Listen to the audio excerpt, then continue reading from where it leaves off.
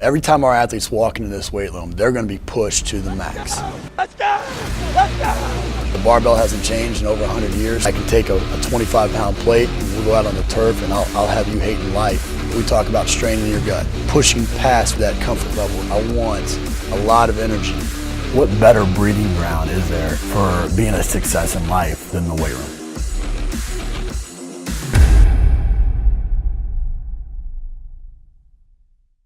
Hey guys, welcome back to Iron Game Chalk Talk. I'm your host, Ron McKeefery, and this is episode number 212. I want to thank you guys for listening each week, especially the people that reach out through social media, leave ratings, reviews, comments, all those types of things. Really appreciate that.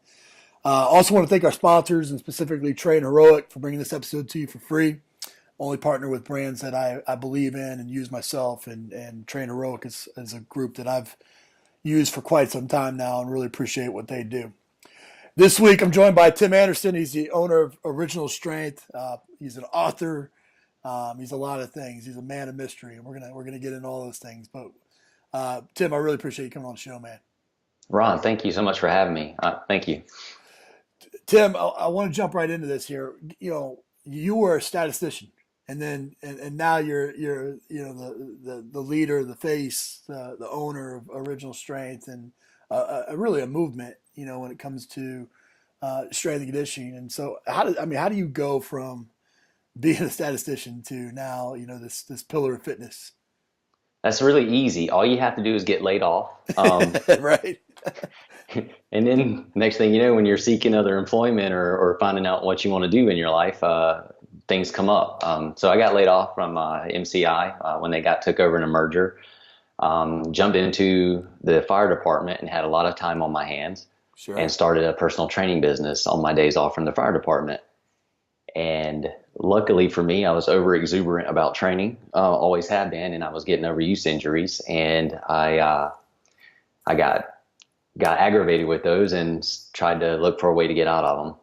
Yeah, I mean, it's so many times. I mean, people, and it goes, it's not if, it's when in strength and conditioning. It's when you're going to get fired, not if you're going to get fired. If you're in it long enough, and I mean, so many people will look at that and they're so fearful of that. But sometimes the best things happen in your life when your back's kind of against the wall and you kind of have to rethink things. And I imagine you kind of went through some soul searching during that period of time.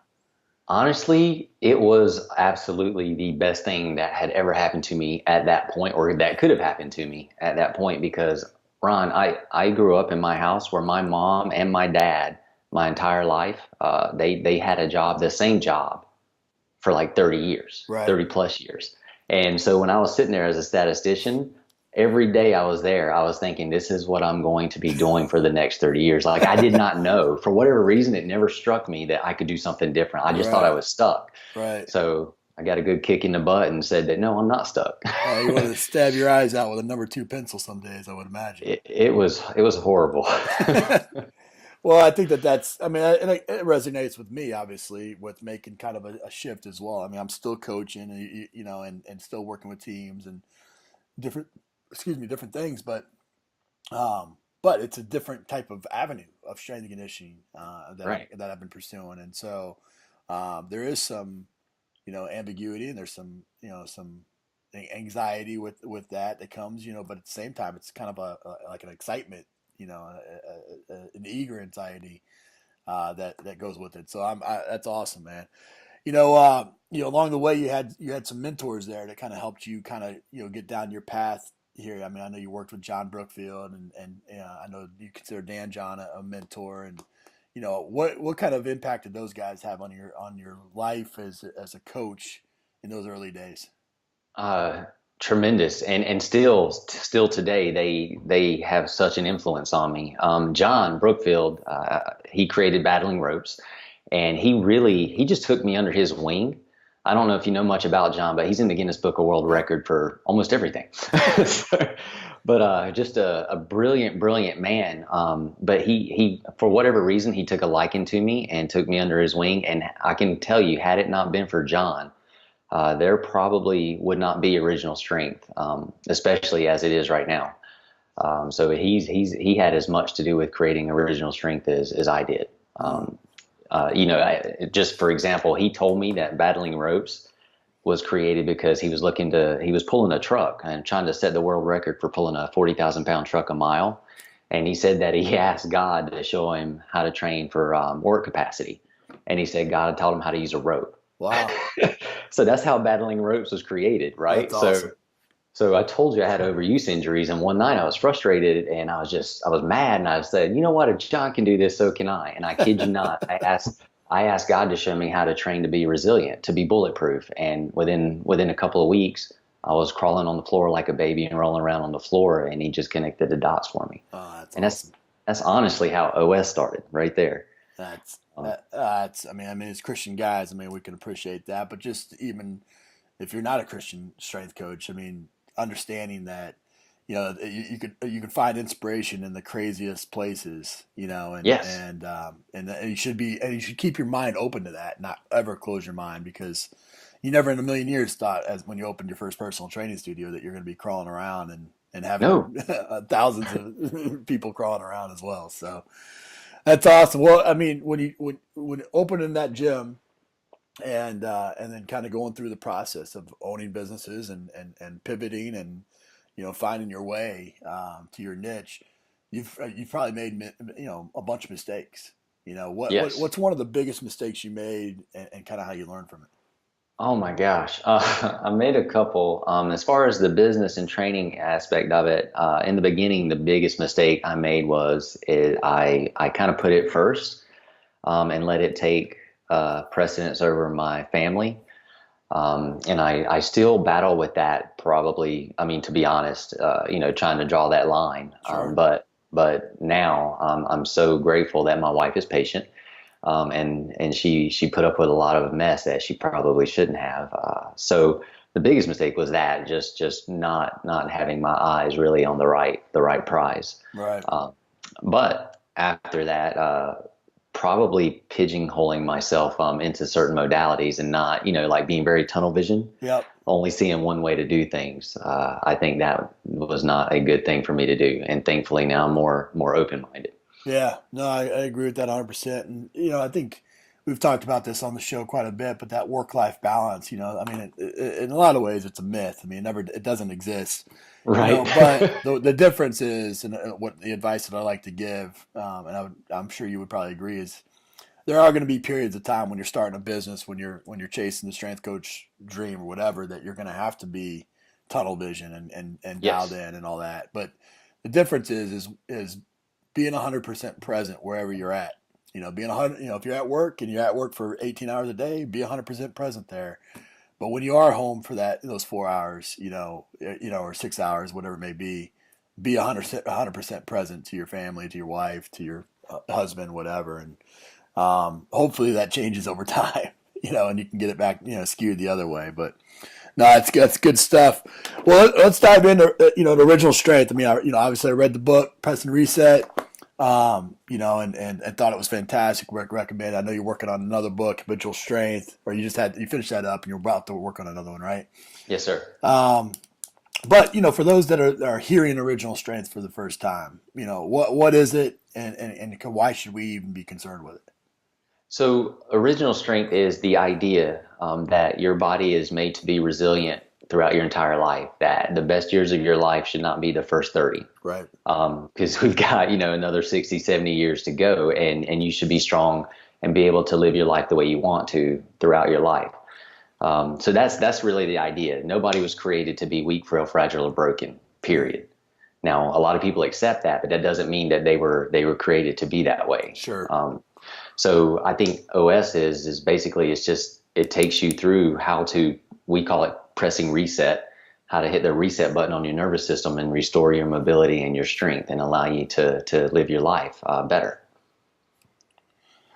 So, I mean, you go through the book and you go through several ways to press reset. I mean, kind of take us through the system a little bit.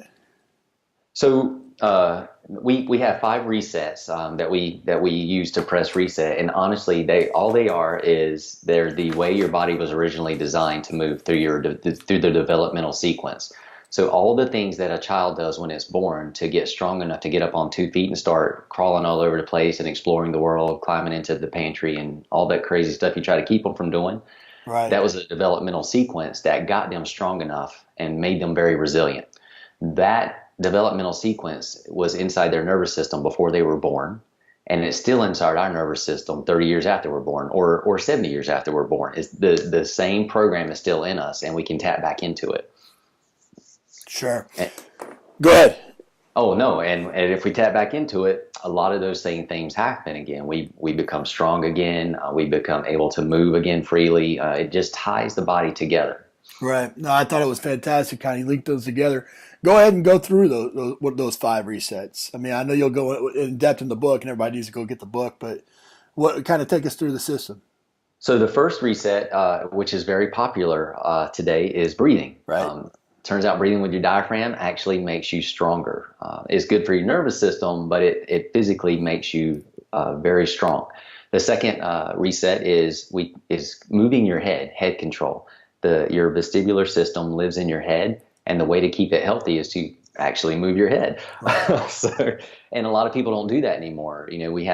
Through technology, we're very good at keeping our head very still or in one spot. Sure. Heck, people are even afraid to look up in the sky and look at the top of buildings or like look up in trees now for some reason. The next reset, or the third reset, is rolling around on the floor. That really ties your body together very well and just floods your brain with amazing information about what your body's doing. And the reset after that is rocking on your hands and knees.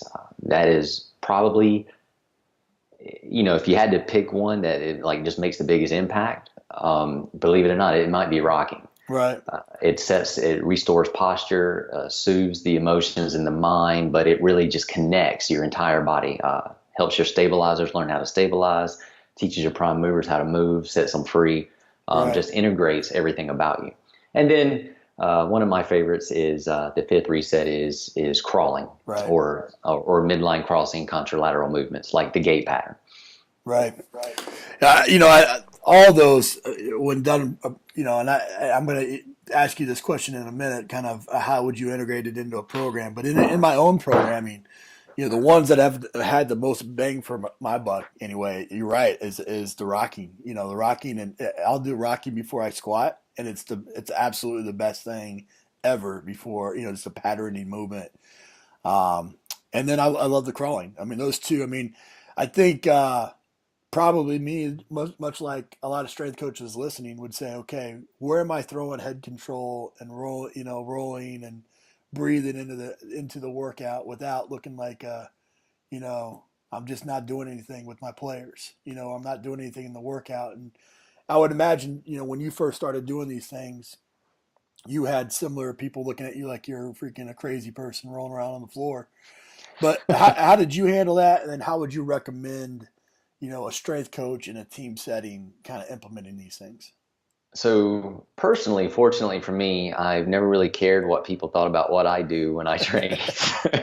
However, when I'm training other people, I try to find a connection where it makes sense. I try to find a way that makes them actually want to do it. Sure. So if I can show somebody within 30 seconds on how breathing will make them stronger, or how moving their head a certain way will allow them to do something they haven't done in 5 years, well, now I've got their attention, and I can easily get them to do it, to do what I want them to do. Now, in a class setting, I use it, class or for my athletes, I use it as a movement prep or warm-up, whatever people are calling it nowadays. I'll just take them through a 10-minute resetting session before we actually start their actual training session. Sure. And like you said, you like rocking. If I'm having my athletes do squats and they're heavy squats and they look like they're getting tired, I will actually use that rocking as active recovery in between the sets, so that the fourth or fifth set looks just as good as the first or second, maybe even better, because it refreshes the nervous system. Yeah, I would attest to that wholeheartedly. So you can mix them into a training training session. You can put them before a training session, and it is a great idea to press reset after a training session during their cool down, so that they can actually recover faster and feel good after their training. Yeah, that was my biggest question. Having read the book and then listened to you speak a couple times and been on the website and do all those things, is do you get the same benefit if it's continuous, from either doing it before all the time or integrating it in throughout the workout? Um, I personally, in my experience, yes. I think a person should probably implement the resets with whatever works best for their style of training. To me, though, the magic of the resets is the consistency. It is the day in, day out. And if you look at it from a child developmental standpoint, little Johnny did these things every single day for 3 years. Right. And then really did them until he had to go to school and was forced to sit all day. So, I mean, children they live in original strength. They're always pressing reset. Right. And adults are actually designed. We should always be pressing reset too. We should never, everything we do should be, if we're connected well, should almost be a reset where we keep our bodies tied together so that we do move optimally and efficiently all the time, not just after we do a 10-minute warm up. Yeah, I totally agree with that. I think when you talk to people and you talk about functional fitness, a lot of times what people will do, functional fitness is defined as, your motor qualities, your strength qualities, and where most people will say, what's functional movements? They'll say the foundational movements, which it's Dan John, right? It's squat, hinge, push, pull, drag, and carry. And those are foundational movements, but those aren't the primal movements of crawling and jumping and landing Right. and rolling and those types of things. And I think that's what's often missed when it comes to functional fitness or functional training is that three-dimensional space. It's working with that vestibular system, and the central nervous system, and finding ways to challenge that, as you get older. And I think that's what you do such a great job of in your book is you talk about, infants. That's all they do, 24/7, and that's what we get away from as adults. And that's where often a lot of these injuries, like stepping off of a curb and or things, a stair or whatever leads to injury. And Absolutely. I would agree with you 100% on that. You've had some amazing kind of success stories, and there's success stories and everything, right? But I mean, you've had Yes. some amazing ones. What are maybe 2 or 3 resets that you would use, or even maybe just one that like if you do this and you get up, you're gonna know that you felt a difference? Oh man, felt a difference. Thanks, Ron. That's really hard. That's why I get paid the big bucks, right? To ask the hard questions. Well, I'll tell you this: like if I could only give, If you could only like do one, how about that? if I could only do one, like a reset real quick to really change somebody's life, Right. honestly, and it's weird, I would probably give them the cross crawl where they're touching opposite arm and leg together. Yeah. And the reason I would do that is because anybody can do it. Like not anybody can relearn how or remember how to breathe. Right. Success, especially if they've been doing it wrong for 70 years. That could be one of the most impossible, frustrating things ever. Right. But a 99-year-old could still touch his opposite arm and leg together, even if he couldn't get out of a chair or if he was bedbound. Right. And the reason I would do that though is because that simple movement is so powerful, it can restore somebody's life. We had a lady on a walker and her husband helping her walk. And she was in her mid-70s, and my friend Rick set her down in a chair, taught her how to do cross crawls.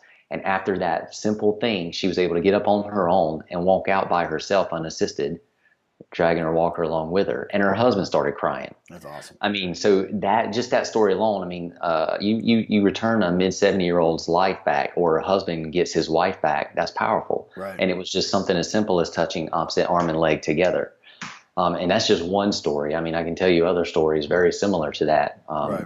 where just miraculous things have happened. Yeah, and I think that's the misconception, at least the one that I had going in, is that crawling has to be on your hands and knees and on the ground and all. I mean, you're talking cross crawling. She was sitting in a chair, tapping, as she was going, and that's something that for some people that's enough, to create some sort of a stimulus to change. But I think go ahead. I was going to say, so for the cross crawl, what you have to do for somebody, especially when you want them to press reset, and if you're trying to change their life or change their situation, you have to meet them where their body's at. So the cross crawl is an easy way to meet somebody wherever they're at. Yeah, absolutely. I mean, that's coaching.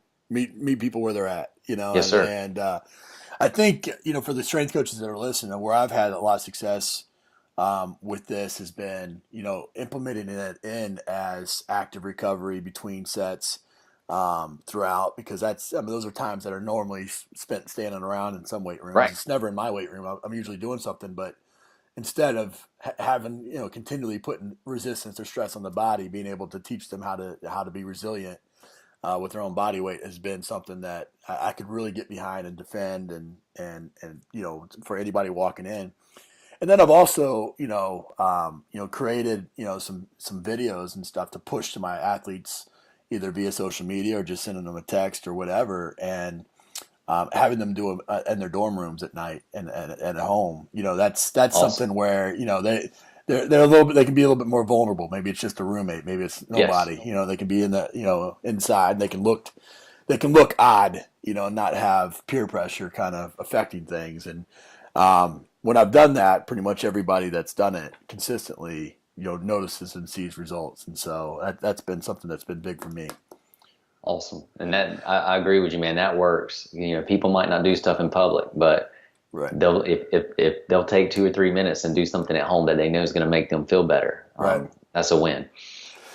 Well, Tim, we got to jump off here, but before we go, I always get some resources from you. So, what's the best piece of coaching advice you ever received? Oh man, I think it was from Coach Ethan Reeves, and he said, you have to love your athletes. You have to care about them. Right. And the way he unfolded that, it was just beautiful. You have to love your athletes and invest in them, and that's what he meant. You got to invest in them. Yeah. I want to go backwards. Just so I know we're tight on time, but I do want to go backwards, because just as a man of faith, and how, I know you're a strong Christian guy, but how have you, and this is regardless of your beliefs, whoever you're listening, how have you, when you have principles and values and morals and kind of, a set belief system, when you're dealing with people that don't have that same belief system, how have you gone about dealing with that, and continually being, just a witness, or however you want to say that? And I think this is a good question for anybody that's listening, because not everybody's going to share your belief system, but how have you gone about kind of interacting with people that maybe are, completely opposite of your belief system? So the thing with OS is, you might not know this, but in our workshops, I tell everybody, just like I told you, how OS was created. And I do that because I'm just not that smart. I'm not smart enough to create this on my own. And it was to me, God created it. This is how He designed man to move. Right.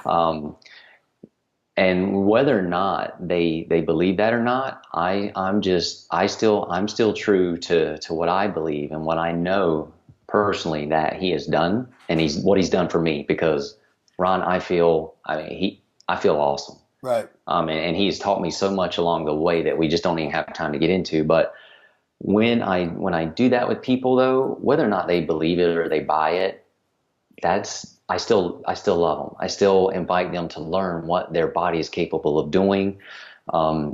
You still invest in the person, because what you do, if Christ is in you, if God lives through you, then He's flowing from you. Right. And it doesn't matter if they agree with you or not. You still love them, and you still accept them, and you still show them and teach them what you've got in you, what you were put on here to share with others. No, I agree 100%. Well, I think that, and the reason why I asked that is because, I mean, he was so instrumental in creating this system through you, and you're so free in sharing it, that there are going to be people that maybe are just stumbling across it, and they're going to be like, they'll roll their eyes and be like, okay, well, And there have been. That's all right. And that's my point is, with coaches that are listening, I mean, regardless, that could be just your system and your belief system when it comes to a type of training program, or it could be your faith, or it could be a lot of things, and you're going to approach that, and how you approach that, I think, is exactly what you said, is, just trying to be a beacon, trying to be, hey, this is what's worked for me. This is what my life is. This is how I deal with things. Maybe it's not right for you, but at the same time, I can learn from you just as much as you can learn from me, and let's find some middle ground here, and that seems to be we all want to move better, and we all want to move better, and whether or not you believe what I'm saying is right, I can still teach you how to press reset. I can still help you move better, and that's what I want to do. I agree. Well, last question is just a book, app, website recommendation.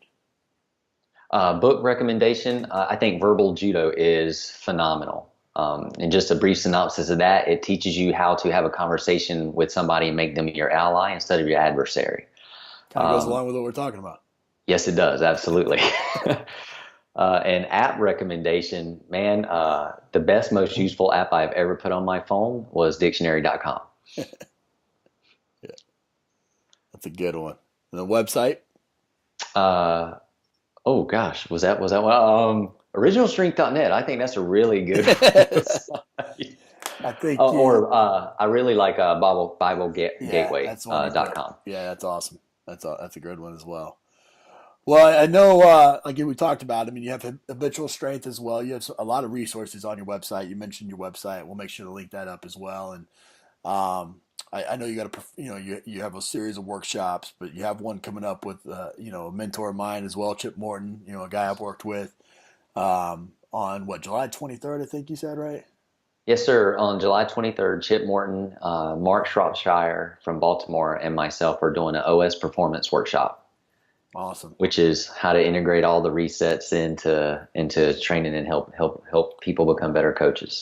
Yeah. So if you're listening, I think if you're you're unfamiliar, I highly recommend picking up Press and Reset, going on the website, learning, and then I think integrating it into a performance setting is something that is really that's the key. And finding ways to do that, because I think that we all get caught up in either time and just not having enough time to hit all the different things, or perception or whatever it may be. And so Chip is one of the best, and obviously Tim is one of the best as well. And that's going to be an awesome conference. So, well, man, I appreciate the way you do things and how you go about your business. And as I've mentioned many times on the show, innovators and originators, those are the people I like to surround myself with, and be it obviously divine intervention or whatever.